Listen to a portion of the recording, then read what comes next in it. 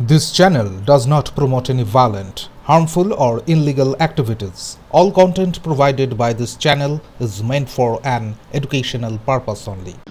Eastern metropolitan বাইপাসের ধারে এক প্লাস্টিক গোডাউনে ভয়াবহ আগুন লাগে। দ্রুত আগুন ছড়িয়ে পড়ে পাশে থাকা একাধিক ঝুপড়িতেও। প্রাথমিকভাবে স্থানীয়রাই আগুন নেভানোর কাজ শুরু করেন। পরে ঘটনাস্থলে 6টি দমকলের ইঞ্জিন পৌঁছে আগুন নিয়ন্ত্রণে আনে। ততক্ষণে 8টি প্লাস্টিকের গোডাউন পুড়ে ছাই হয়ে যায়।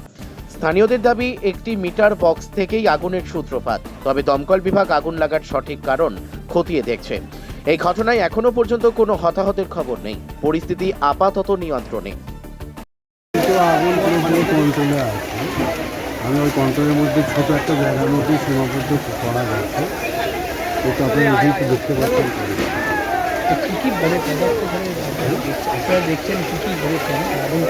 কেন আগুনটা লাগলো এটা তো ইনভেস্টিগেশন করবে।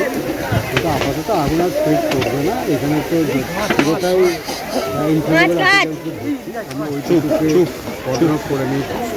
কেবল ওর মধ্যেই থাকে, ওর থেকে আর বেরিয়ে না যায়। এখন আগুন চলে